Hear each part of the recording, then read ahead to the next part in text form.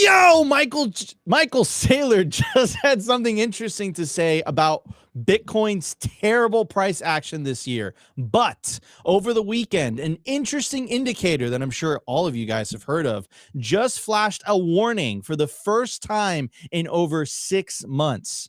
Today, we're going to be looking at what's really going on with the price and why there are some reasons that the magical indicator might not be living up to its name this time around. But before we get into all of what all this means, let's check out this clip from the legend, the one, the only Michael Saylor himself. How low you think Bitcoin goes in this cycle right here?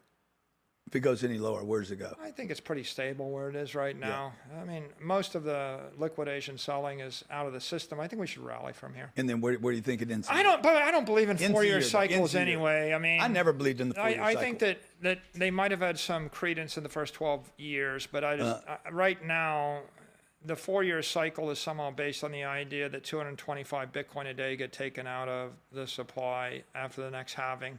That's $22 million or $20 million of buying. Trust me, $20 million of buying. The market traded $100 billion yesterday. 20 million is not even a third order issue at this point. Yeah. The dynamics in the market are much more that, Jerome Powell thinks he wants to hold interest rates higher for longer, right? It's macroeconomics, it's political, it's structural. When IBIT's derivatives market went from 10 billion to 50 billion, it did that in 4 weeks. I mean, so those kind of things, when JP Morgan, offers 10 or $100 billion of loans against Bitcoin, that will dwarf the four-year cycle. It's the actions of the mega finance actors that are determining the future of Bitcoin right now. And all the fundamentals are good. So my advice to anybody is, first of all, if you make decisions with a 12-month or less time frame, you're a trader. Yeah. If you're a trader, you're a trader. I have zero advice for you. Right. I'm not a trader. I'm not a good trader. Yeah. I don't purport to be. I have zero advice for you. On the other hand, if you're an entrepreneur or if you're an investor, you should have a time frame of 4 years or longer, 4 to 10 years. All right, everybody. Well, I mean, you heard it from the man, the myth, the legend himself, kind of explaining what's going on here. He's confirming that he doesn't believe in the 4-year cycle, which I think is kind of a big deal. And let's go through a little bit of his logic behind that, right? Which is something that this theme that we've been talking about over the last couple of weeks here at Simply Bitcoin since October wasn't October. Since November didn't really perform that well. And I will say this about the 4-year cycle already, guys, because for the 4-year cycle theory to play out, things need to happen that haven't happened in the past. And I would already say, I actually tweeted this out this morning, I'd already say that we are already in uncharted territory. Why am I talking about that? And we're going to get to the indicator in just a little bit. Opti has it pulled up. But what am I talking about? For the first time in the year after having October wasn't October. It was a red October. November wasn't green. It was red, right? This entire year has been red. It's kind of been, vacillating a little bit. It's been going up a little bit more, a little bit down. But in the grand scheme of things, if nothing changes between now and the end of the year, Bitcoin basically is up either 2% or down 3% for the entire effing year. So what does that mean? That means that if you bought the S&P 500, you would have outperformed Bitcoin this year.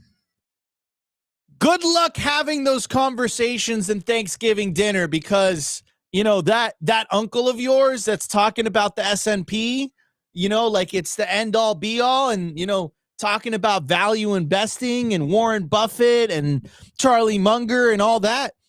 I got to say something. Oh, and the gold bugs. Gold took Bitcoin to school this year. Gold's up 59% this year. The S&P 500's up 10% this year. Bitcoin is up 0. In fact, it's down like 2%, maybe up 3%, right? So to go back to Sailor's point, to weave it back in, we're already in uncharted territory. I would make the case that the 4-year cycle is already broken. The theme, the memetics is this. It's three years green, 1 year's red. So far, it's been 2 years green and 1 year red. Let's see what happens on the 4th year. We don't know. Historically, the year after the halving is a bear market year.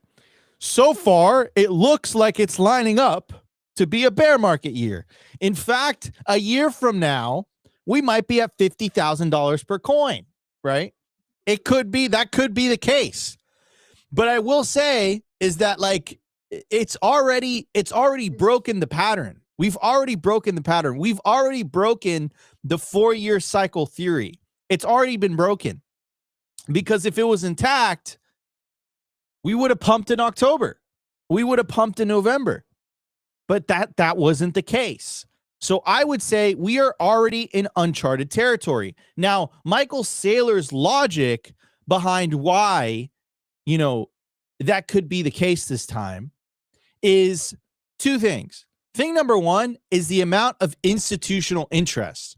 So if you look at the amount of Bitcoin being mined versus the amount of Bitcoin being bought, institutions are buying like 4 times as much Bitcoin than is being mined. That's number one. They're just gobbling it all up. Number two, I'll say that back in the day, the first halving, it was 50 Bitcoin per block. 50. So every 10 minutes, if someone found a block, they would be rewarded 50 Bitcoin. Today, this block subsidy is down to 3.25, something like that. It's like 3.25. 3.25. It's like 3.25. And in 4 years, so it's like 2028, right? So 3 years actually, or 2 years from now, essentially, it's going to be down. It's going to go down to, it's going to go down less than that. So this idea that this idea that the halvings are going to have less and less and less of an effect are 100% true. Now, I'll tell you guys what I said this morning on X. I'm incredibly excited. And the reason I'm incredibly excited is for 2 reasons. Reason number one is nobody and their mother has any effing idea what the price of Bitcoin is going to do. Every single person that I've been listening to this year, content creators, influencers, you name it, they've gotten this year catastrophically wrong. And I fall into that category too. We were really bullish in the beginning of the year. We were like, oh my God, I'm still bullish. Pro Bitcoin president. This thing's going to $500,000 per coin. Nope. That didn't work out at all. So, and then thing number 2 is I love the fact that nobody knows. Like, this is how markets are supposed to be, right? This is how markets are supposed to be. Like, people forgot. It isn't this like, oh my God, everyone and their mother knows exactly where Bitcoin is going and everyone has an idea, oh my God, okay, Bitcoin's going to go up, it's going to follow the 4-year cycle. Like, if that were the case, everyone would get rich, and that's not how markets work. That's like fundamentally against how markets work. The majority has to be wrong. The majority has to be wrong. That's how it works. Not the majority knows that in December and October and November, there has to be a pump, right? And markets are proving what markets do best. The majority got it wrong. And now what's the majority saying heading into 2026? So far, the majority, including the OG whales, are selling as if the cycle is over. How much would your mind be blown next year if all of a sudden we actually went up next year. It was It's March next year. Like, put this idea in your head and tell me how uncomfortable it makes you feel. It's March of next year, and we're actually at 125, 135K. You'd be confused. You'd be like, what the F is going on? So I think we're going through this process of digesting the fact that, oh my God, this 4-year cycle thing is actually not even a 4-year cycle. We're in completely uncharted territory. I don't even know how to figure this out, where Bitcoin is going. It could be that, or we peaked at 126K in October, and now we're in the beginnings of a bear market. I don't know which one it could be. And then that leads me to my second topic, which is in the title of the thumbnail, the title of the video, which is the indicator. There's this indicator. I think it's called the death cross, right? Well, it's the 500 day moving average and the 200-day moving average. And here, I'll just pull it up. But before I get to that, Nico, please explain what. Well, I'm going to get to that. Please explain what that indicator is. Yeah, I'm going to get to that so that people could like understand, the significance of it. But that's my rant, bro. My rant is like, dude, like, everyone's got it wrong. That's how markets should work, right? A lot of people are saying, hey, you know what? The 4-year cycle wasn't even a thing. And seems like Sailor's on that boat. Joe Carlosar is on that boat. A lot of people are on that boat. And it would catch so many people by surprise because they're buying into the 4-year cycle theory, right? So I don't know. No one knows the future. This is the lesson that I learned in 2025, right? Is that no one has any idea what the F is going to happen with Bitcoin. Because every single person that has made any attempt at a prediction or at a assumption, or better said, at an expectation, has got it super, super wrong. So my lesson, my personal lesson, my New Year's resolution is going to be, Nico, enjoy the ride, stay humble, stack sats, keep making the show with Opti, keep making it fun, and just, bro, let yourself go. Just let yourself go. Let yourself enjoy the wave, right? Just let yourself enjoy the roller coaster that is Bitcoin, because, dude, like, expectations gone. That dopamine itch that you've been dying to scratch, gone, right? It's just going to surprise you or bore you. And I think this year, 2025, has been the year of boredom. It's been the year of boredom, right? And I think the cherry on top out of all this, as much as I love what the Trump administration has done for the Bitcoin industry, is that the price is now lower than when Trump was inaugurated on January 20th. He was inaugurated and the Bitcoin price was at 109,000. 11 months into his administration, the price of Bitcoin is at 92,000. So the first pro Bitcoin administration, we've actually gotten negative price action. And this leads me to my final point before I pass it on to Opti so you could talk about this indicator. Bring back Joe Biden.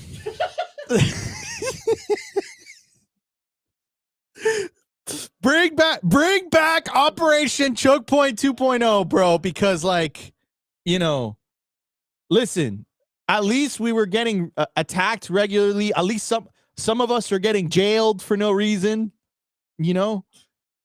Some of us are getting deplatformed. But at least the price was ripping, bro. At least the price was ripping. Bro. Maybe they're not related. Maybe they are. I don't know. But right now, you're hearing 11 months of sideways action for a Bitcoin show. Like, dude. Hold on, I'll be back. I don't know, Opti. I don't know. I might be losing my mind a little bit, bro. Might be losing my mind a little bit. But anyways, guys, we have a loaded show for you guys. We have some clips of the one, the only legendary Andreas Antonopoulos, dropping some hot fire like always. That's what he does. And then Opti's going to be talking about the indicator. And then I got an interesting post actually that I posted on November 3rd, because it was followed up by a post by Naval on November 15th. And it kind of talks about the same thing. So I really want to focus on this theme, which is really interesting. So guys, it's going to be a great show. You guys are going to want to, you guys want to stay tuned in, smash the like button, share the show with your family. If they're hurting right now, if they're like, yo, this thing's boring. You showed me Bitcoin and the S&P 500 outperformed it. Like, go away, little kid, go away. Go have fun with your Bitcoins. Have fun with your Bitcoins. So Opti, what is this indicator that that we're talking about? Before I get that, I do want to kind of comment on one of the things you said. And if you really connect this with what Sailor is saying, the one thing that I think we all kind of missed this year is that retail is no longer in control of Bitcoin. And a lot of people have been saying like, oh, Bitcoin's being co-opted, but it just shows that the institutions are in control right now. And they're going to do whatever they want with this price. I've been arguing for a while that it looks like they are trying to keep the price down so that they can pack their bags. And here, let me just start pulling. And guys, sorry, some of you love it, some of you don't, but I am going to do a little chart boying for you guys. And I know some of you guys love to see me fail when I do some chart boying stuff, but this is absolutely insane right here. What Nika was saying, this is the first time we have seen a red year after the halving. Sideways. Yeah, it's literally been sideways. This morning, I was watching this all morning. It was up, I think, like a little bit. So we still had a green yet. And forgive me, guys, I do blue as green and red is normal, just because you guys know I'm super colorblind. Nika's trying to tell me this is actually green, but I know better than that because I picked the colors. Anyways, this is the first time we've ever seen a red year following the halving. And obviously there's still some time left in this year. Things can happen. We all know that the Bitcoin price runs very quickly in a short amount of time, but it is very clear retail is no longer in control. And I think that's kind of what Sailor was saying, where the four-year cycle, the halving cycle, doesn't have an effect anymore because the amount of Bitcoin that hits the market now is really not that much compared to the supposed institutional demand in Bitcoin. Now, we all have to remember that there has been a lot of Bitcoin hitting the exchanges. A lot of people have been saying the OGs are selling out. They finally hit their, IPO moment, the 100K number. They can finally cash in, use their savings how they want to. There's also the other narrative that Bitcoin is being rolled over into these Wall Street products. So a lot of different things are happening right now, but if you look at the charts, it's not a pretty chart right now. We can all agree to that. Now, the indicators, this is what everyone was watching on Twitter over the weekend. It is, we just crossed the death cross. And what's this mean? Obviously, this is a lagging indicator. So I had my buddy again hit me up. He's like, it's over, bro. We're going to 50K. And I'm like, no, we're not. I don't believe we're going to 50K. And I'll make my case here right now. So as I was telling you the other day, the 50-week moving average was holding us for a while. It finally broke down, but the other indicator, which is similar, essentially the moving average is just, the last 50 days, what's the average of that price? The last 200 days, what's the average of that price? Usually when the 50-day crosses over the 200-day moving average is when you're in bullish territory, and when it does the opposite, you are in bearish territory. So when the 50-day right here crosses over the 200-day moving average, that's called the golden cross. That's where, most traditional traders would look at something and be like, all right, this is good territory to be buying. We're going to go higher. When the opposite happens, they call it a death cross because usually the price is going to go down. Now, what is interesting about this, though, is since 2023, whenever we have this death cross happen, the price essentially bottomed out. And that's what everyone is looking at right now. So I have friends that are telling me, oh, dude, bear market, it's over. I'm kind of taking maybe a more contrarian view. This death cross to me is just showing that the price has bottomed out. It's going sideways after this. And you can see this happened in September 2023. It happened in August of 2024. And it happened in April of 2025. And so if this follows through the same way, it looks like the price is going to go sideways. So even though people are saying, and I saw this really good tweet here, and this guy goes, I have bad news and good news. The bad news is that the technical analysis team tells me Bitcoin printed a death cross today, and this was yesterday. A death cross occurs when the 50-day moving average, a DMA, of an asset's price falls below its 200-day moving average, often interpreted as a bearish technical signal indicating potential downward momentum in the medium term. The good news is, though, as the following chart shows, that's completely meaningless when it comes to Bitcoin. And I'll pull up this chart, and you can see in the short term, yeah, it's not going to be, a crazy pump, but usually in the long term, it's a good thing. It's going to average out to something good. So 1 week after this death cross, the average is 0.25%. 2 weeks later, it's 2.27%. 3 weeks later, 2.35. Anyways, a year later, on average, we get 85% returns after this. Now, I also saw something else that I think is kind of going into what's been going on with the Bitcoin price since 2023. Remember, I've been making the case that since the institutions got into Bitcoin, the Bitcoin price market structure has fundamentally shifted. Essentially, what Saylor's saying, the 4-year cycle no longer holds true. And I think the very simple view of this is like retail is not in control here. These are the institutions. But Bitcoin Therapist posted this, and I think this is holding some water to this. And he goes, there was never a 4-year cycle in Bitcoin. It was the underlying business cycle, and we've been contracted since 2023. I think we know what happens next. And you can see here is the United States ISM manufacturing PMI, and every time it goes up is when the bull cycle plays out in Bitcoin. 2016, in 2020, and since 2023, it's just gone absolutely sideways. Hence why we all are feeling Bitcoin as a stable coin. So again, I know everyone is saying on the timeline, like, oh, we're going to 58K, we're going to 50K. I think what happened over the weekend is we're pretty close to closing the CME futures gap. I think it's roughly around 91K, maybe 92K. We did hit like 93, 94. So I think it's the magnet, dude. I think it's going down to that price. It's going to consolidate, and I'm still convinced we are going to have another leg up. I don't think that the cycle or the retail kind of FOMO and fear cycle is playing out anymore. It's the institutions. And what have the institutions been saying? They're all trying to get into Bitcoin. They all have, well, not all. Again, I'm being, I'm generalizing here. They have this long-term view of Bitcoin. They're accumulating Bitcoin for the long term. It has fundamentally shifted into a macro asset now. It's no longer just a speculative wave of retail buying Bitcoin. So I know everyone's looking for the Opti-hopium today. I'm convinced. I'm still convinced that the 4-year cycle is broken. I don't think this is the end of the bull run.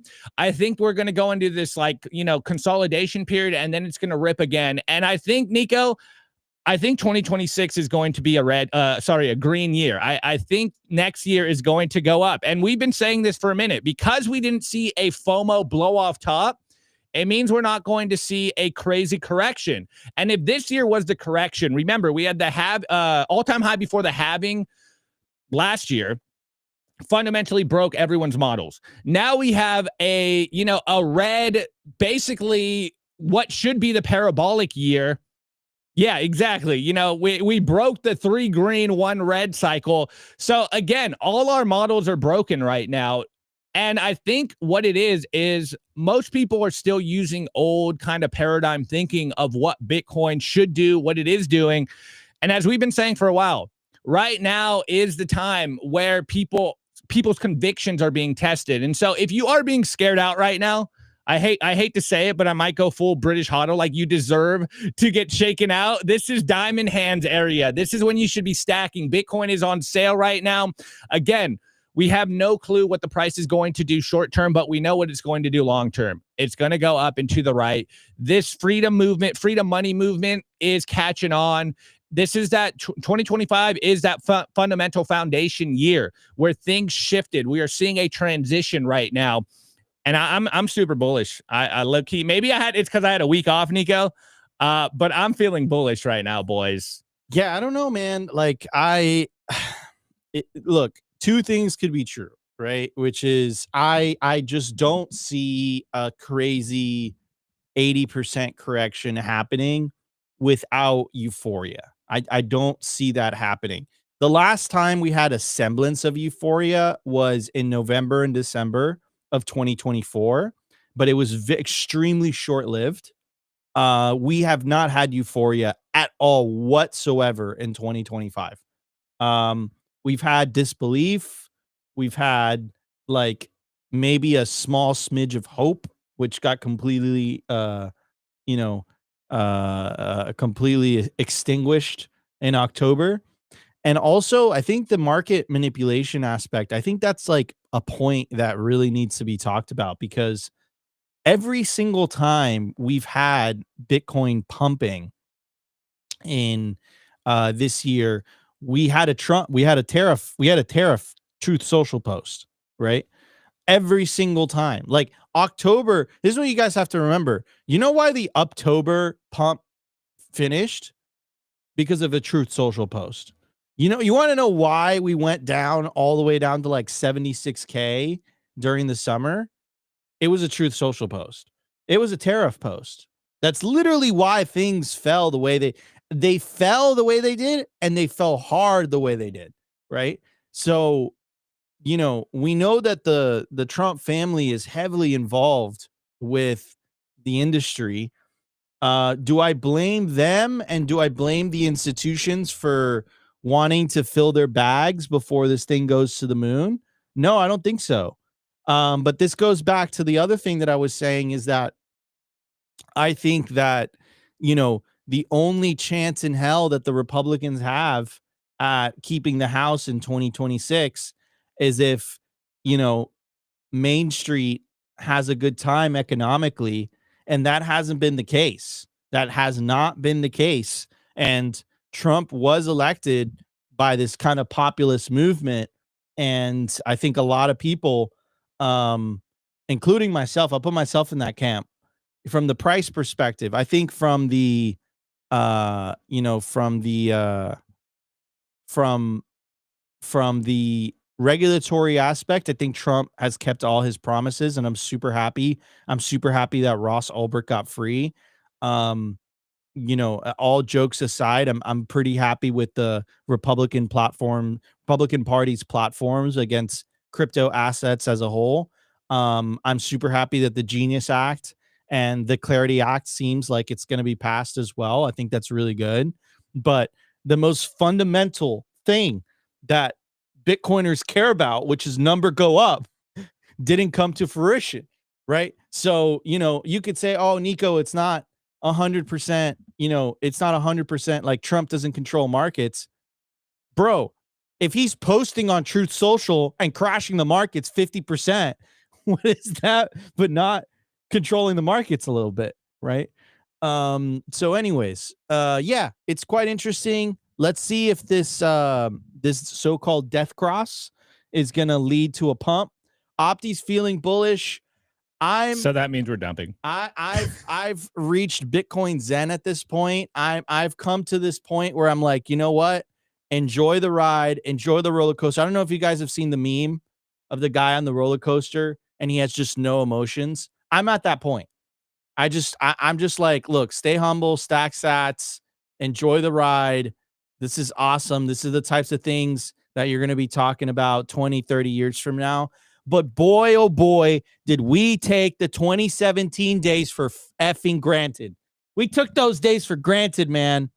We took those days for granted. And we thought they were coming back, and no, they weren't coming back. That was a one in a lifetime opportunity to live through days like that. And we thought 2021 was bad. We thought 2021 was bad. Nope. 4 years later, this is bad. This is bad. There's no way. There's no other way to slice it. It's just bad. It's yo, someone in the chat says, "Lol, Nico, this is your Zen." I've just come to terms with the fact, with the reality of the situation. I do want to read the poll that I posted. I want to get everyone's thoughts. So I asked you guys, do you believe in the 4-year cycle? 422 of you guys voted. 75% of you guys voted no. So 75, the majority does not believe in the 4-year cycle anymore. 25% believe in the 4-year cycle. So I'm going to end that poll right there.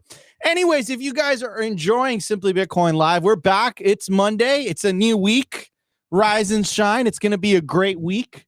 Smash that like button. Consider subscribing. Share the show with your family, with your friends. You're listening to the most watched Bitcoin only live show on planet Earth, Simply Bitcoin Live. Smash that like button. I want to give a shout out to the YouTube viewers. 675 live viewers on YouTube alone, about 100 or so watching live on Rumble, and about 1,000 or so watching live on X across all streaming platforms. And we are streaming on Nostr. We have not forgot about Nostr. We've got 63 sats zapped to us so far. So appreciate the support. We're going to continue streaming on open protocols like Nostr and support the community. And I think we hit 22,000 followers on Nostr and we're on the verge of hitting 17,000 followers on Rumble. So follow us on alternative video platforms, guys. Anyways, Down Under Blues. What did that comment say? I want to read that comment. Nico is stuck within the Q4 2025 blow off top narrative. I you know what? I totally was. You caught me, bro. You caught me. I'm guilty. I did believe in that. So did Opti, though. Opti has his hands dirty on this as well. Look, I still believe it's going to 300K. I don't know what you guys are talking 300K about. when? The end of year. No. I don't know what's going on. I don't know what's going on. Whoa. Anyways, that's some hopium. Guys, I do want to give a shout out to Simply Bitcoin's lead sponsor, by far the best place to build your automatic self-custody Bitcoin stack, bitcoinwell.com. The reason we recommend bitcoinwell.com here at Simply Bitcoin is that it's the only on-ramp in the US of A that is automatic self-custody. That means that when you buy Bitcoin on Bitcoin Well, as soon as the funds clear, it goes straight to your self-custody Bitcoin wallet address. They don't even give you the opportunity to leave the money on the exchange. Zero custodial risk. If you're a higher net worth individual looking to buy $50,000 worth of Bitcoin or more, you have to check out Bitcoin Well Infinite. To get started, go to bitcoinwell.com/OTC. It's a white glove service designed for family offices, high net worth individuals, trusts, organizations. They got you covered from A to Z. Go to bitcoinwell.com/OTC to get started. Tell them your friends over at Simply Bitcoin sent you, and they'll take really good care of you. All right, everybody, let's start the show. We have tons to get to. We're going to be right back in just a bit.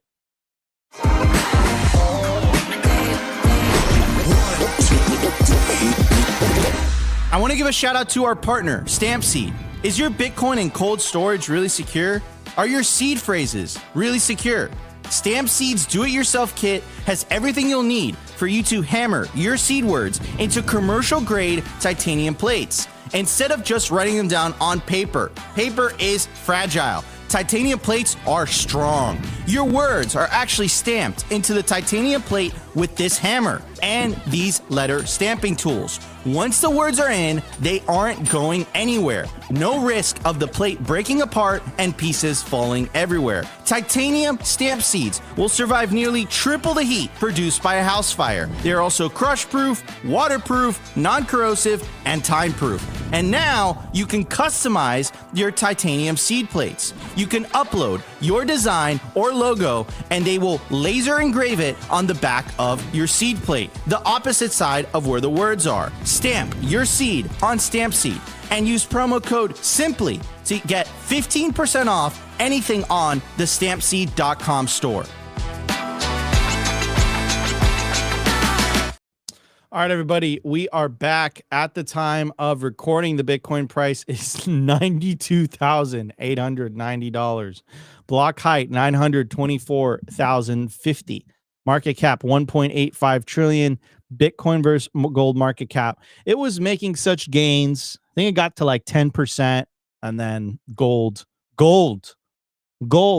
Peter, I'm going to call 2025 the year of Peter Schiff's revenge. It only took 15 years, but he finally got it right. He finally got a year that gold outperformed Bitcoin by a large margin. Maybe Peter Schiff could be right. Maybe we should have him on the show, get his opinion. Didn't you already do that? I mean, I had an interview with him, and he did call all of this. He did kind of call it. He did call all of this. Decline from all-time high, negative 26.4%. So right now, if you're buying Bitcoin, you're getting it at a 26% discount, but it could go lower. Next thing I want to read, I thought this was really interesting. So Naval said in 1971, money changed from a natural system, gold, to a socialist system, fiat. Crypto is tech to replace socialist money with a free market system. Market systems are inherently competitive, and as tech evolves, new monies will continue to emerge to challenge existing ones. It's quite interesting because I said this 12 days earlier. I said the most evil thing about fiat is that it makes most people think capitalism failed them, when in reality, it was socialism in disguise. So, do I think Naval read the tweet? Maybe, possibly this tweet did go viral.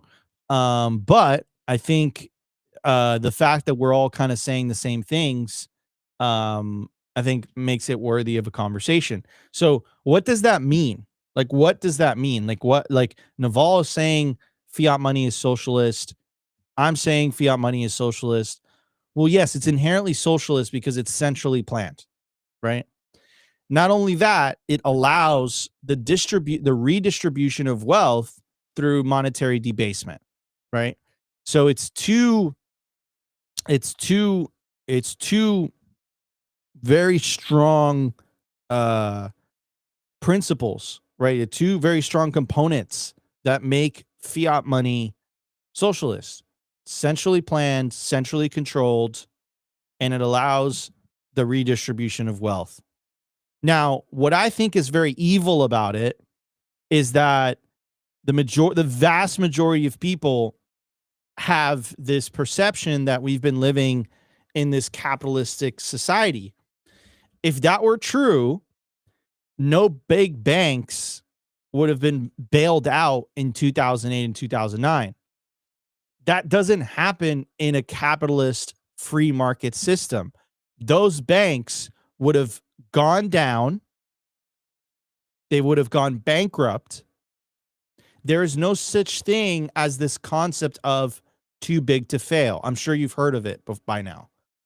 Too big to fail, that's not a reality. The only reason look, under a Bitcoin standard, the government only has the Bitcoin that it has. It can't print more of that Bitcoin.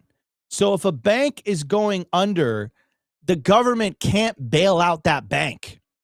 The fact that the government could bail something out is ridiculous. That is, maybe you can call it a hybrid, but it is some type of centrally planned economy where the government gets to pick who wins and who loses. Now, what's really interesting about this is that it leads to the same outcomes as a centrally planned economy. Right now, I would say the wealth inequality in the United States of America has never been this bad in my lifetime. It is so bad.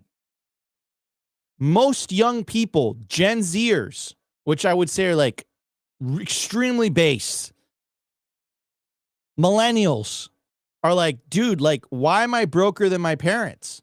I don't understand. Productivity has increased. Global wealth has increased, but I can't even pay rent. You want to know why Mondami won in New York? Because his messaging was on point. His messaging was on point. People can't afford anything. But the tragedy out of all of this, again, is the fact that people like think that it's capitalism that failed them. Peter Thiel has said capitalism has failed millennials, right? He said that the other day, right? And that's just wrong. Capitalism hasn't failed millennials. Millennials haven't been experiencing capitalism. Look, I think Breedlove has said it best. If a country has a central bank, it's halfway communist already. There's a reason that the fifth tenet in the Communist Manifesto is the necessity for the centralization of credit, aka a central bank, right? So what Bitcoin is doing is that it's creating a non-sovereign alternative that can't be co-opted and it can't be controlled by the powers that be.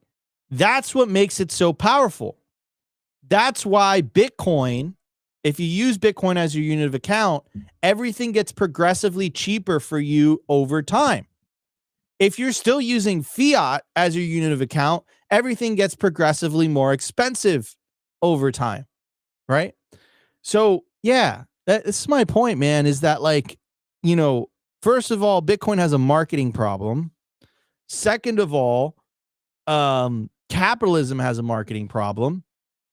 I think governments just completely, took advantage of the fact that they can just print money to high heaven, and people think that there is no consequences of governments being able to do that. And I think that's what we're living through right now as a society. But again, I think things are going to break. I was talking to my wife this morning and she's like, things are just getting so regarded. And Opti's like, things could get more regarded. But yeah, man, like this is some interesting territory that we're in. And I think things are going to get better before they get worse until people finally wake up and they say enough is enough. It's time to try something new, right? That's my take. It's my 2 cents. Opti. Yeah, excuse me. You hear this line a lot, that capitalism failed us. And, as a Bitcoiner, you always do the, actually, we've never really lived in a capitalist system ever since 1930. Literally no one that has ever lived in a capitalist system. As Nico was saying, it's basically like a hybrid capitalist sort of socialist system. And everyone likes to blame capitalism for it. It's like, oh, the capitalism is, it's evil, and it, what do they always say? It oppresses the workers or whatever. And from our perspective, it's very simple. It's like the money's broken. There is a wealth extraction mechanism with fiat money. But when you get into economics, everyone kind of has their eyes glazed over and they're like, cool story, bro. I'm broke. I don't care about your economics. It makes no sense to me. Let's just point our fingers at the bad guys because we know who they are. They're the head of the corporations. You could also say we probably most likely live in like a corporatocracy right now where the corporations actually control everything. It's crony capitalism. Yeah, 100%. But when you talk to someone and you say, oh yeah, we've never lived in a capitalist system, it's crony capitalism, they're like, but you're still saying capitalism. And you're like, no, you don't get how this works. Anyways, I do want to talk about one thing because I did have this thought the other day when we were in Dallas. I was hanging out with some of our team over there. And it's just very interesting. The more you see from the news, the more you start to realize that Bitcoiners are in such a blessed position right now because the average person has no money. And yeah, this year hasn't played out exactly how we wanted to. But if you've been in Bitcoin for 4, 5, almost 10 years, you're really not that stressing right now. And anyways, the conversation we were having is we were all kind of looking at each other like, yeah, man, it seems like most people are broker than ever. They're having a really hard time. And us Bitcoiners that have been around for a while, we're all just kind of chilling. We're like, yeah, I really wish number would go up more. But we're not really struggling, but we're also just very bored because of the price. And I totally see why people that aren't Bitcoiners, they just go for voting for a Mondani or what's his name? Mondani. Momdami. So like you totally get what they're trying to do. But anyways, it's very clear that almost everyone can point at the problem, but it's the solutions that differ, and it's the solutions that will fundamentally change your literal course of your life, your generations to come. It's the solutions that will change the problem. And most people just want a bigger government. They want to tax the rich. And us Bitcoiners are like, no, how about we just use a money that isn't broken, that doesn't steal from us, that you can save in, that you don't have to ask permission for, that cannot be stopped. And most people just kind of think this is like too radical. But it's the simplest, best solution there is out there. There literally is no other solution. But it's just kind of crazy that, all I literally had to do was, save essentially like beer money in Bitcoin for an extended period of time and literally get out of our mom's basement. Like it's like a meme in and of itself. It's just kind of mind blowing. Yeah, 100%. And like the also like the insanity, what's the definition of insanity is like trying the same thing and expecting different results. I think that's the definition, right, Opti? So like again, this model of giving the government more power and then giving the government the ability to like fix prices and like basically centrally plan parts of the economy, that has been tested for like 100 years with catastrophic results. So like in some countries now, you kind of have this like hybrid model where it's capitalism, it's the free market that's funding socialist aspects of the economy or of society, but fundamentally it's still capitalism. It's the free market that's the engine, right? So that's been tried and tested. Like I can debate you for hours on this particular subject. And giving the government more power over your life, even though they're the ones who are solely responsible for breaking the money in the first place, and then looking to them and saying, hey, can you fix my life? Like that is insanity. Like that's insanity. That's crazy. That's crazy talk. It's time to try something new. It's time to get out of this box. It's time to stop waiting for this, like, oh my God, every 2 years, every 4 years, I get to vote for Team Blue or I get to vote for Team Red, and Team Blue or Team Red is going to make my life better. But both of them, both Team Blue and both Team Red, have done exactly the same thing, which is print an absurd amount of money. And if you're part of the working class, if you're part of the lower class, if you're earning in wages, if you're saving in wages, you are getting wrecked. Full stop. So when you hear politicians come out and say, I have a solution for you, I'm here for the worker, and I'm here to make your life better. When I hear that, I say, are you going to stop printing money? Because if the number one thing a politician could do to improve the life of workers that are living for salaries is stop debasing the currency. That is the number one thing you could do. Other than that, it is grade A BS. That's all it is. It's BS. It's political slogans. And low information voters, people that don't understand, will fall for it every time because it sounds great. And this is why Mondami won in New York. Mondami won because he hit the nail on the head. I'm going to make life in New York affordable. I like that. Sounds fantastic. That sounds great. What Bitcoiners are saying is, hey, if you've been living on a Bitcoin standard for 4 years, for 8 years, not only is life in New York affordable, life in New York is getting cheaper for you over time without the need of voting in a politician.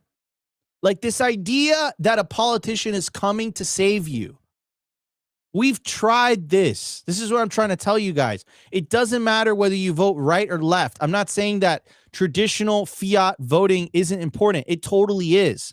You totally want a pro-Bitcoin candidate in positions of power. I'm not saying that that's not important. But what I'm trying to say is seeking a solution from the government where the government is the one who debased the currency in the first place, in my opinion, is just going to lead you nowhere. Like, you're going to be extremely frustrated. Take the agency, take the action yourself to opt out into better money and watch how your life will improve. Is it going to improve overnight? No. If you adopted Bitcoin in the beginning of the year, and I told you guys, I'm like, listen, guys, Bitcoin's going to improve your life, you would probably hate me by now. You'd say, Nico, Bitcoin hasn't done dog S in 11 months. I should have bought the S&P. You're right. You're right. But let's have a conversation in 4 years. Let's have a conversation in 6 years. Let's have a conversation in 8 years. And then you're going to tell me, okay, I understand now. I get it. I get it. But in the short term, Bitcoin's unpredictable. I think that's the lesson of 2025. Every single person got it catastrophically wrong. So anyways, that's the theme that I wanted to focus on. That's what I wanted to talk about when I saw my X post and then I saw Naval's X post basically saying the same thing, which is fiat money is inherently socialist because it is inherently centrally planned. And if something is centrally planned rather than left to the free market is going to do 100% better job on everything than something that is centrally planned and something that is ran by the government. Like, don't take my word for it. Look it up yourself. Look up the historical examples. Don't buy into the ideologues. Don't buy into the propaganda. Just do your own research. History is so vast that you have 100+ years of examples, right? Just look it up. Anyways, guys, it's going to be a great show. We still have so much to cover today. Michael Saylor bought a huge amount of Bitcoin, almost $1 billion, and then the price dumped. And then we have a clip of the one, the only Andreas Antonopoulos, which I miss very dearly. He's the one that I used to just listen to on repeat. Guys, when I got in the game, there was no Bitcoin content. There was Max and Stacy, and there was Andreas. And Andreas would drop these lectures that were absolute fire, that he would just do off the cuff, off the dome, right? And he actually went on the Joe Rogan Experience. So we actually have a clip of him from back in the day, and a lot of the predictions, a lot of the foresights that he saw back then have actually come to fruition. So we're very excited about that. And then, of course, Opti's got something lined up for you guys in the culture. So you guys stay tuned. It's going to be a great show. We're going to be right back just a bit.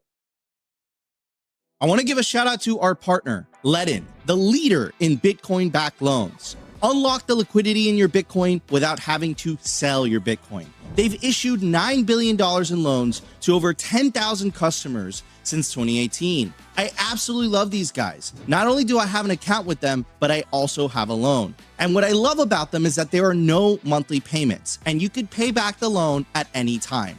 As soon as you send your Bitcoin as collateral, you'll have cash in your account within 24 hours. Over 1,000 five-star customer reviews, and they've never lost a single dollar or sat of customer money.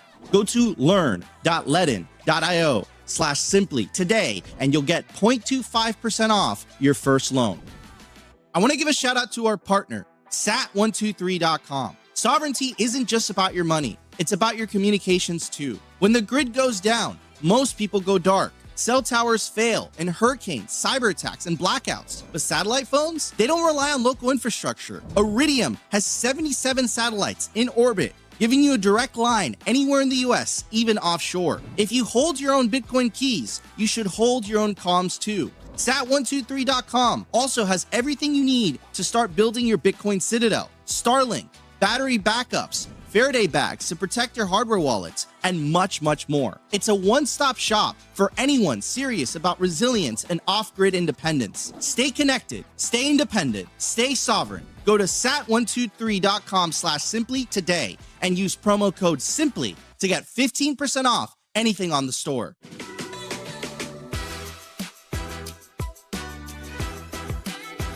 I want to give a shout out to our partner, BitKey. If you already self-custody your Bitcoin, you know the deal with hardware wallets by now. Complex setups, clumsy interfaces, and a seed phrase that can be lost, stolen, or forgotten.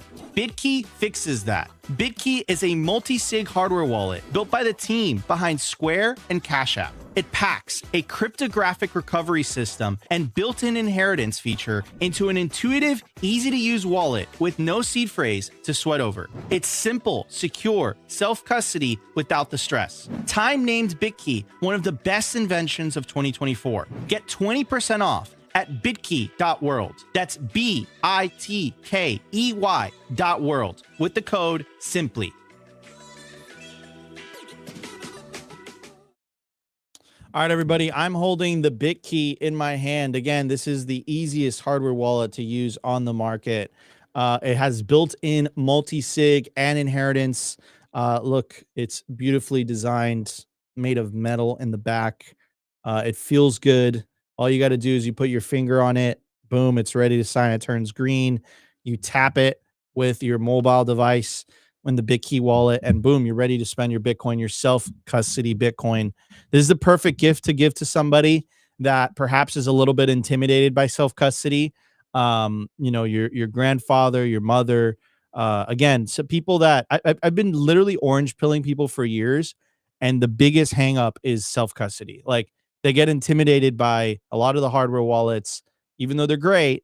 You know, BitKey has found a way to make self-custody incredibly easy and error-proof, right? So you can make a mistake with this, like your grandparents, your mother, your father can make a mistake with the BitKey, and because it's has multi-sig built in, it literally stops you from losing your Bitcoin, right? So go to bitkey.world today, use promo code SIMPLY. You get 20% off anything on their store. I highly, highly recommend it. It's built by our friends over at Block, which, you know, designed the Cash App app, which is fantastic and awesome. And anyways, so let's get into today's news. So first, I do want to cover this. Breaking news, ladies and gentlemen. Price dumped right after this. I think I saw Whale Panda talk about this. He was like making fun. He's like, oh, Sailor, he just announced a buy. How fantastic. That's so great. Price is going to dump. And did he get it right? So Sailor said big week on November 16th. So that's yesterday. I'm going to like it. Big week. And Strategy acquired 8,178 BTC for $835 million at $102,000 per coin. Ouch. Ouch. Uy. Uy. Eso duele, bro. So before I move on to the Andreas video, Opti, do you have some thoughts in mind when you see that? Well, I just want to say shout out to Sailor for buying the top for us. Thank you very much. A real Chad out there. No, I mean, as much as I don't like Whale Panda, it is very interesting that you could see $1 billion buy right now from Michael Saylor, and the price is dumping, which makes you think that there is some funny business going on. It just, you're looking at this, and in the past, if we saw $1 billion buys of Bitcoin, like, the price would absolutely rip. So on the one hand, it is very interesting that we are seeing all of this institutional demand. And I know a lot of Bitcoiners are like, oh, it's paper Bitcoin. They're not actually buying Bitcoin. The other side of the coin is it's still holding up very good. So even though we're under 100K right now, who knows how long that's going to be? I know people are saying it's going into a bear market.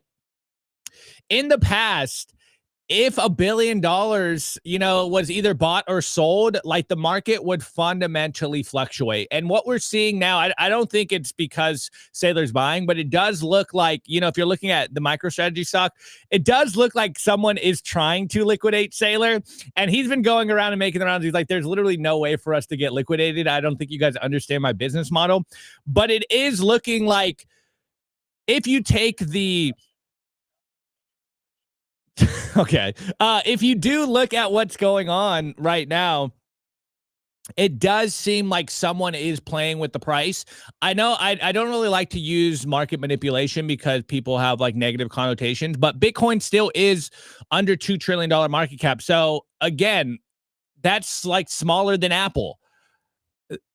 If you don't think they're doing some funny business trading out there, like you really don't understand how the markets work. But all of this is still telling me it's like, okay, if they're so afraid of Bitcoin going up, then that's the clear buy signal for me. This makes me want to own it more. Yes, it's on sale. It's under 100K. We have no idea what's going on with the price, but I'm just like, this is lit. This is fun. It's like, okay, they're that afraid of what we do that they're trying to keep the price low. Every single one of us should be buying right now. We should all be buying generational timestamps, aka local tops, because we're going to look back on this in a few years and be like, those were good buys. Like this was totally worth it. Yeah, I mean, that's a very optimistic way of looking at things. I would say they don't call you Optimist Fields for no reason, right?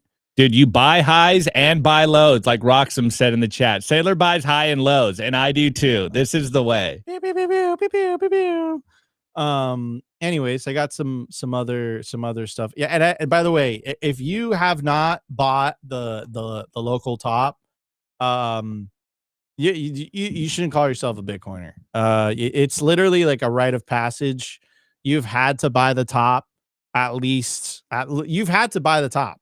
I've bought the 20K top. I bought the 69K top. I bought all the tops. Like this is. So yeah, that's my opinion on this matter. But anyways, moving on to the second piece of news, which I think is very cool. I have a clip of the GOAT, literally the GOAT. This is the man who orange pilled me. There was no Bitcoin only content back then. Like things like Simply Bitcoin did not exist. You know, like it didn't exist. Like things didn't exist, right?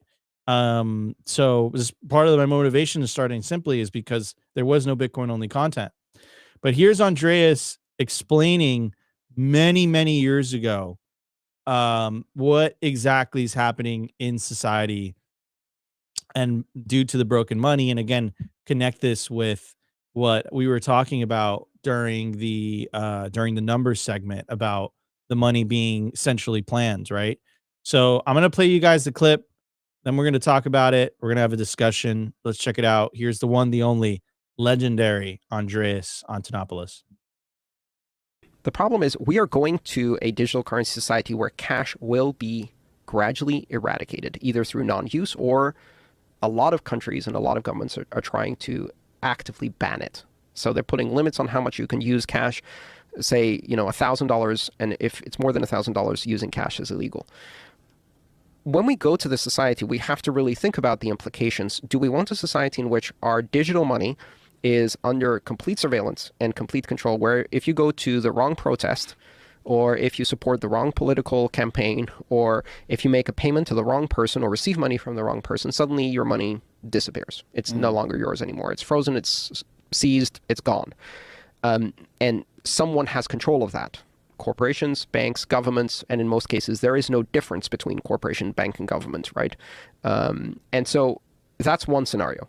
And the other scenario is one in which individuals control their money. And it is digital money, but it's digital cash like Bitcoin, where you can pay an individual from one person to another, just like I can with cash today, without any other party getting involved. What really strikes me as amazing is that we've gotten used to this idea so quickly, which is that we no longer pay people. We no longer pay people directly. The less we use cash, the more we pay people through a corporation, right?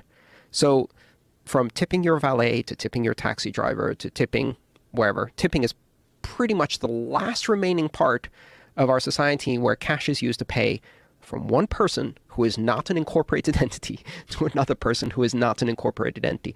Everything else you have to pay through a corporation, whether it's a bank, right? Whether it's Venmo, whether it's PayPal, whether it's any of those things. And we've gradually gotten used to this environment where we can't pay another person unless there's a corporation involved.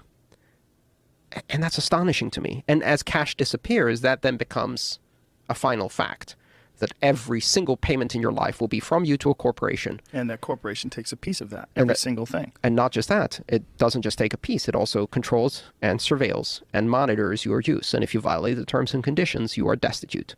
Wow. So the issue is not what we have today versus the digital currency of the future or Bitcoin or whatever. It's both futures are digital currency, and in both futures, cash will no longer exist. That is inevitable. We are going down that road, and now we have to choose. Do we go to the digital cashless society of corporate control over money with the complete and total merging of corporate and state money, where instead of having separation of state and money, you have the merging of state and money and corporation and money, where your money is branded money? You have Chase dollars. You have Goldman Sachs dollars. You have Coca-Cola dollars, right? You have money that is controlled by a corporation.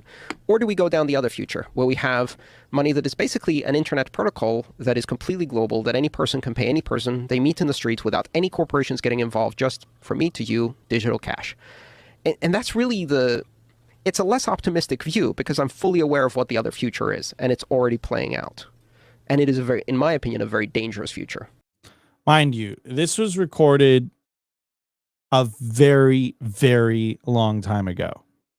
And one of the things that worries me about today that Bitcoin has been embraced by TradFi is that more and more people are forgetting Bitcoin's original mission.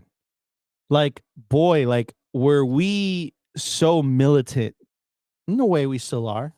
Take a lot of pride. I told you this while I was on the plane. I take a lot of pride in that. In a way, simply Bitcoin still holds the ground for sure.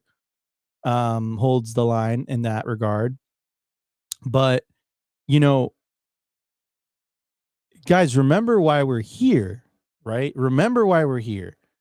Like, I'm sure the majority of you tuning in are here because you guys want to get rich. Okay, I get it. But remember, you came for the money, you stayed for the revolution, right?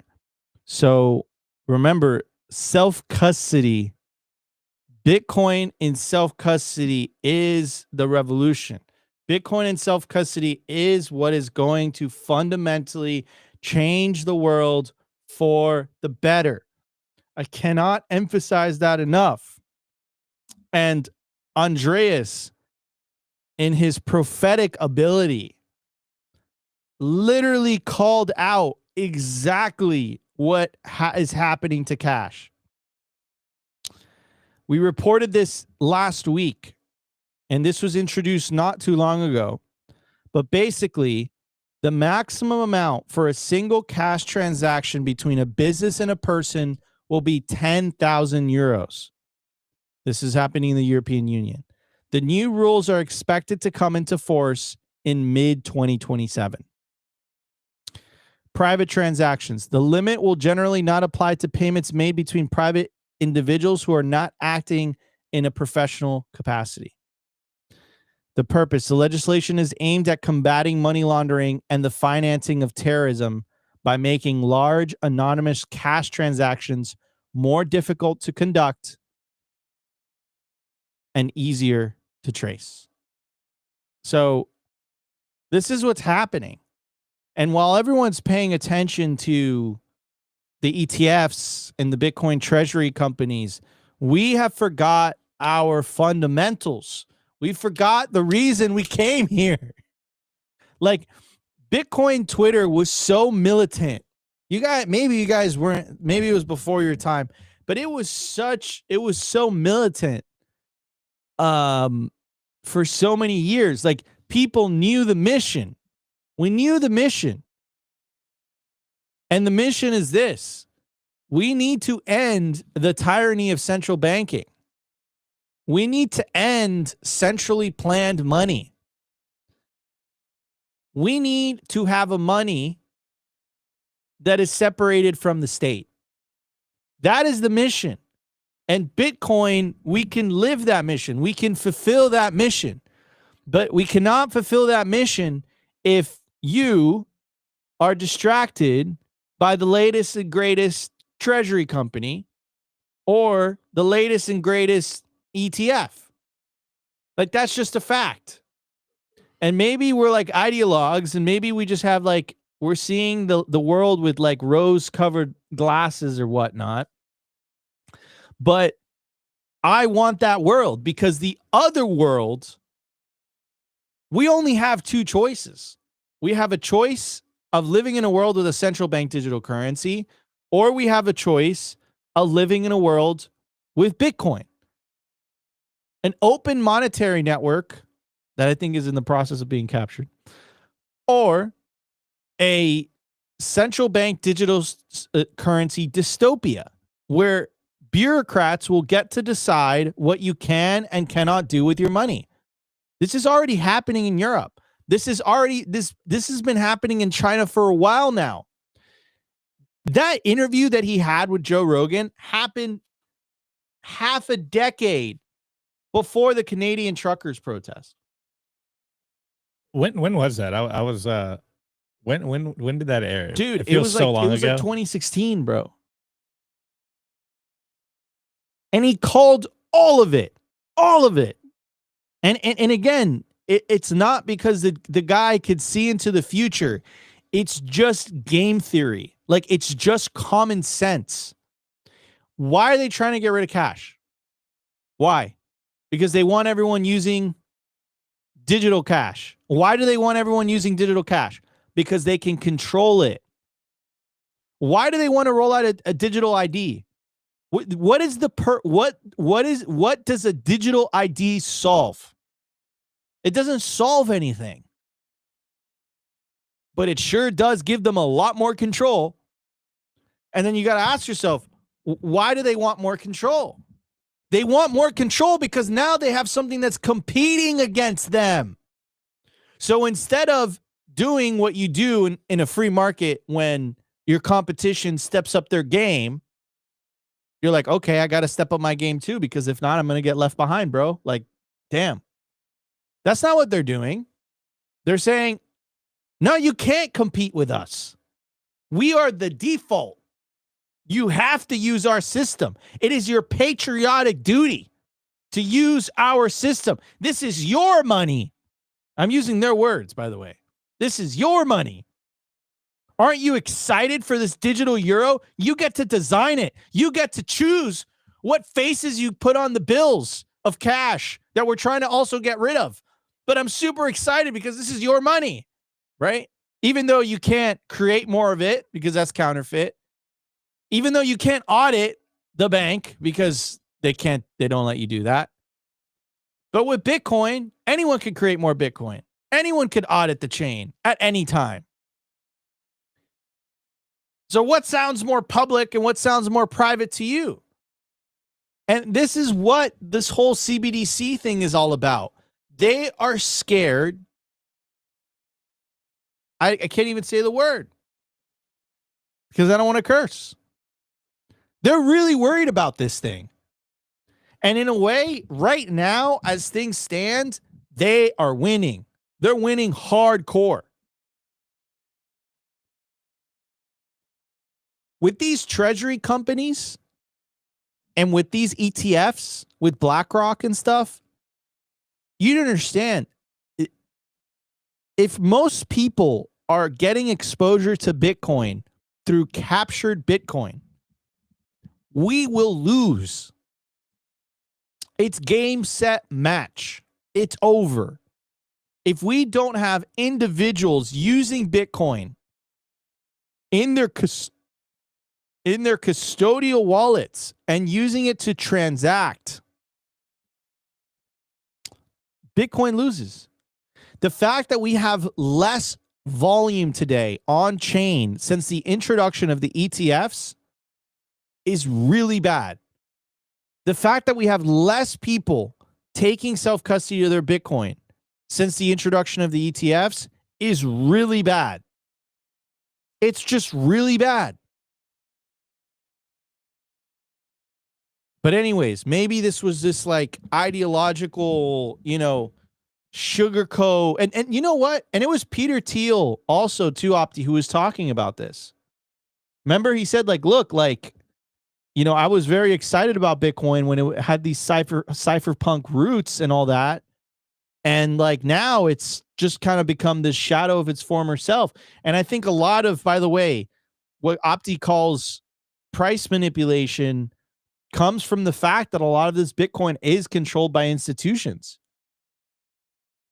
So, not to be a downer or anything, but that's my opinion on all this, bro. Because I'm listening to Andreas, and I remember, bro, I used to listen to his lectures, and I was inspired. And I was like, we're going to win. We're going to win, dude. This is a game changer. This is how our generation stands up and fights. Not voting for Mandami, right? But maybe I was wrong. Maybe I was naive. I don't know. I know what I'm doing.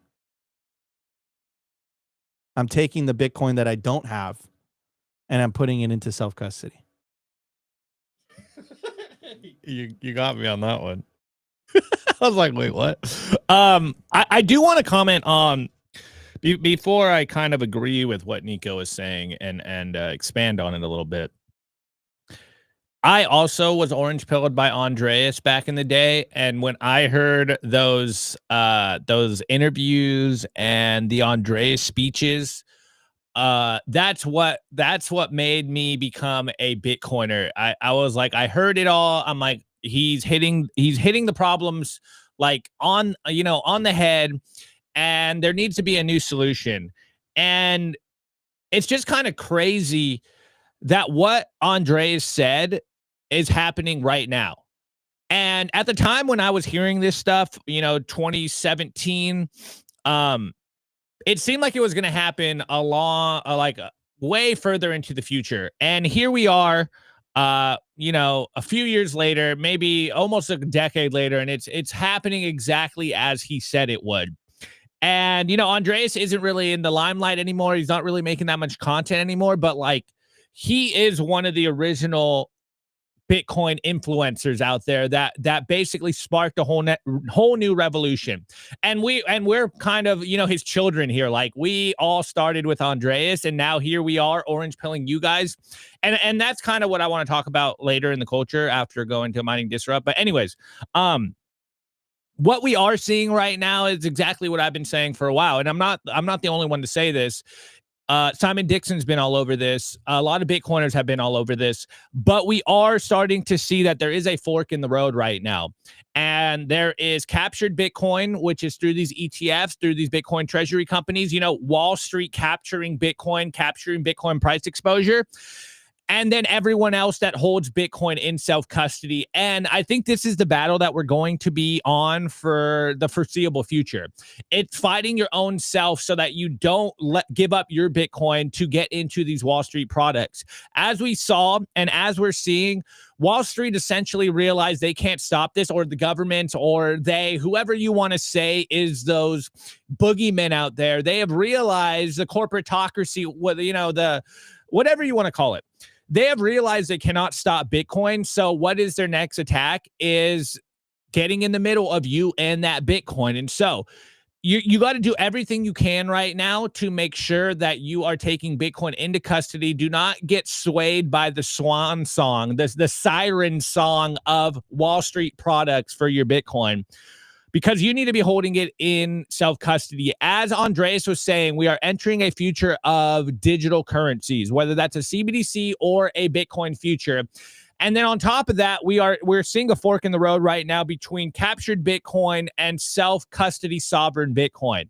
And the majority of your Bitcoin, I would say all of your Bitcoin, should be in self-custody. Now, I see why there's, different use cases for people to use these Wall Street products, say you have a 401k, etc. But you got to make sure that you are self-custodying your Bitcoin, because if we, like Nico's saying, if we lose this fight, then the very thing we thought was going to free us is going to do the opposite.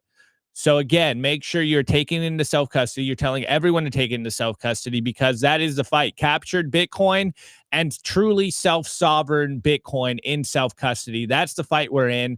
And I mean, a lot of our friends, and we love them,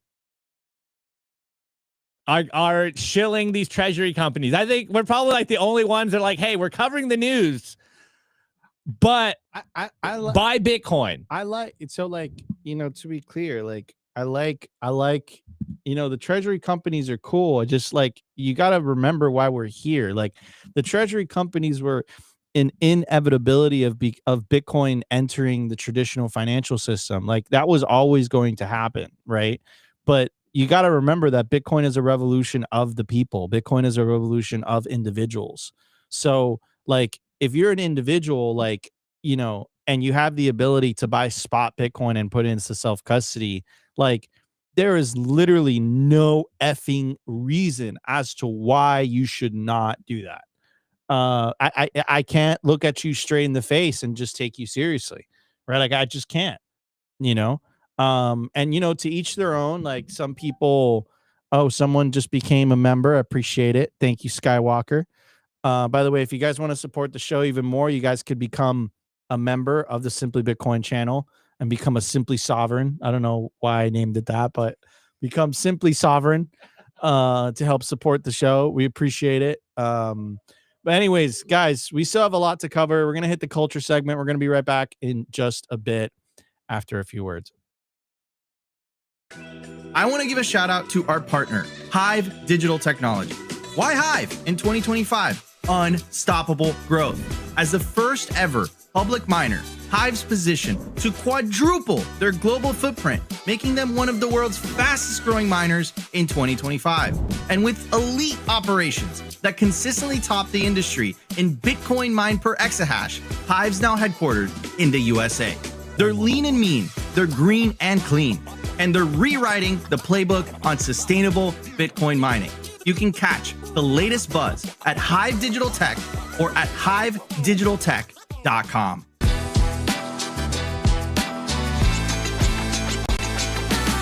I want to give a shout out to our partner, bitcoinben.io.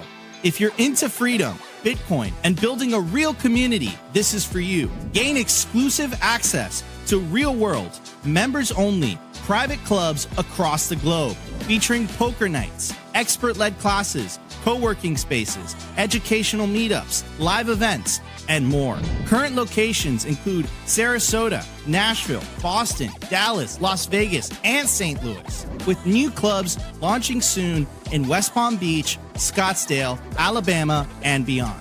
Not to mention Bitcoin Ben's resorts in El Salvador. There's 3 of them, and they're absolutely beautiful. You'll also get access to the first fully backed Bitcoin bank with fiat ramps and savings accounts. It's called Private Key Bank, and you guessed it, it's based out of El Salvador. Go peer-to-peer with Bitcoin bulk buys, tap into home equity for long-term Bitcoin growth, and join their exclusive mining pools if you're interested in mining. What are you waiting for?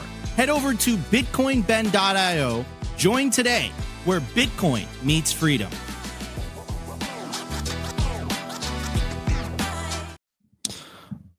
All right, we're back. Oh man, let me fix it. All right, guys. Our camera just keeps unfocusing on us. But anyways, this is the culture, and you know me, I can hijack this segment and do what I want on it. And I'm really, I think I'm feeling a little sentimental, guys. Obviously, I was gone all week. The first time I haven't been on the show in, like, I don't even know, for an extended period of time, over a few years. I didn't actually get a break at all, though. I just wasn't on the show. And I think I had a lot of time to, like, reflect on what we do here and kind of our role in what we are doing here. And my biggest takeaway, and I've said this before, I think I even said it last week, was when I was at Mining Disrupt, doing work and stuff, a lot of you guys came up to me. I can't even remember everyone that came up to me, but I got the general sentiment from it.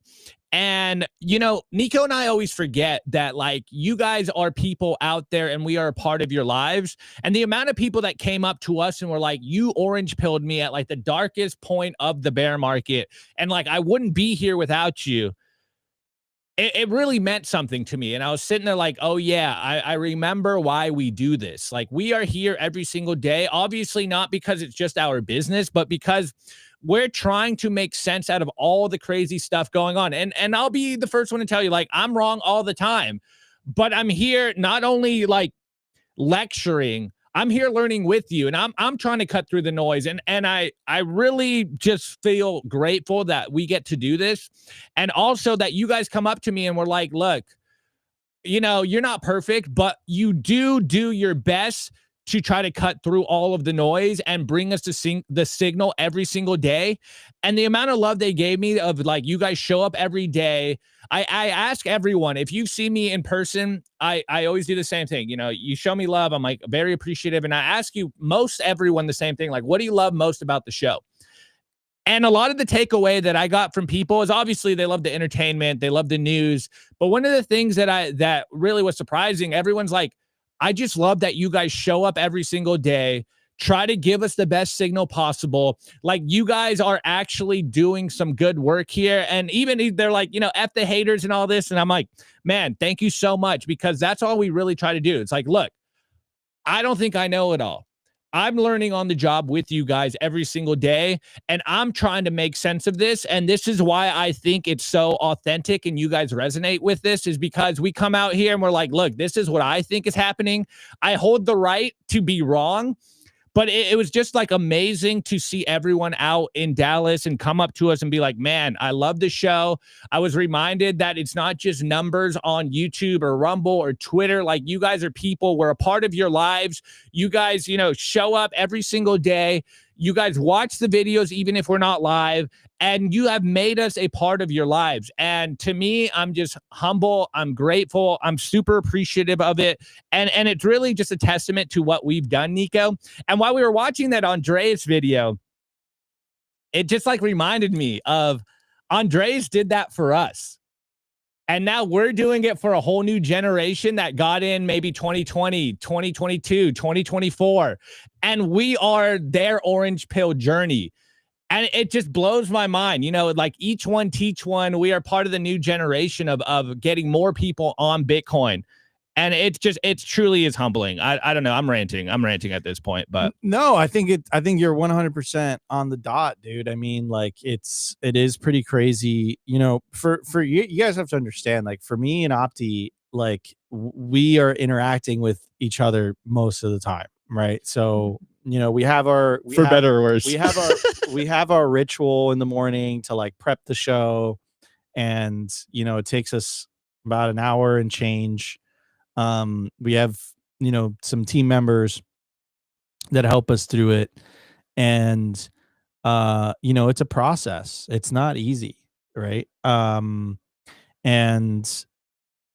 you know, when we go live, yeah, we see the numbers. So like, we see the numbers on YouTube, we see the numbers on X, we see the numbers on Rumble. And that feels really good. Like, obviously, I'm not gonna lie. But simultaneously, you guys also have to understand that it's like how do I put this? It's, you know, it's just a number on a screen. Like, I don't know what, you know, like, if you visualize it, it's like, oh my God, you know, like, you know, I'm just using the YouTube number for now. It's like 580 people watching. You put 580 people in a room, that's a lot of people, right? That's a lot of people. Like, if you do like a Bitcoin event, you know, maybe 20 people show up, right? Like, maybe like maybe 80 if the room is packed. Like 600 people. Sometimes we have 1,000 people, and that's like, you know. And then we see some pictures of like people watching us. Like, they'll post a picture of them watching us on TV or like stuff like that. So that is surreal to me as well. But when you guys see us in person and you guys go up to us and like spark a conversation with us, like, you might know us. We don't know you, right? So like you guys know our antics, you guys know like our back and forth by now, but we have no idea who you are, right? So we're meeting you for the first time. And it's surreal to us because it's like, oh, like, I had no idea, we were doing this, right? So for us, it's extremely humbling. Every conference we go to, something very similar happens. And please keep doing that because it makes us understand why we do what we do, right? Because at the end of the day, you guys have to understand, we don't see any of that. We see numbers on a screen.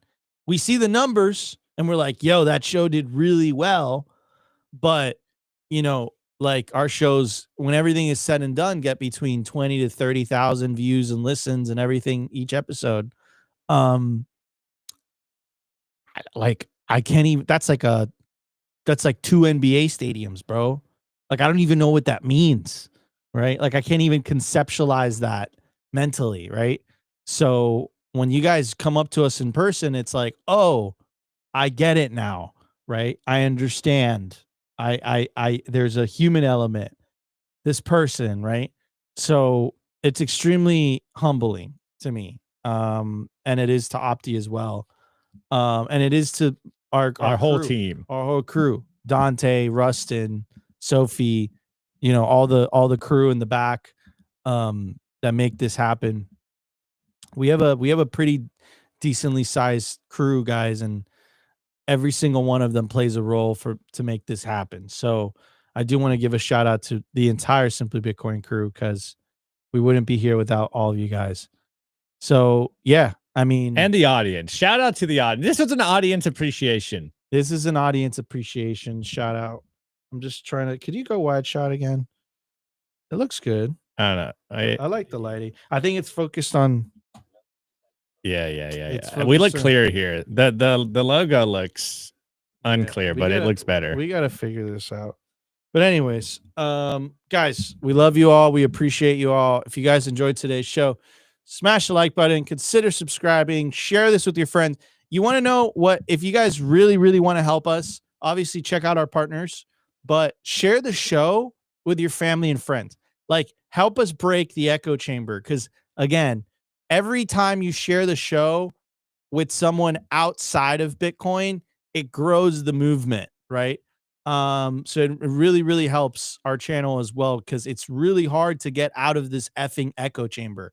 Because at the end of the day, it's an echo chamber. Like, all Bitcoin content is made for other Bitcoiners, right? So our mission is to move the cultural needle for mainstream Bitcoin adoption worldwide. That's our mission. That's what we dedicate ourselves to. So help us fulfill that mission, and share the show. Anyways, guys, until then, we love you all. We appreciate you all. Thank you guys so much. We wouldn't be here without you. And thank you guys for coming up to us at these conferences. We might look exhausted because we are exhausted. And we might look a little bit like discombobulated, but it's not because of you. It's because we're like literally running on fumes on some of these, moderating, hosting, running the live show, setting everything up, putting everything down. Yeah. Anyways, love you all. I'll see you guys in the next one. Today's episode was brought to you by BitcoinWell.com, a Bitcoin-only platform on a mission to enable financial independence.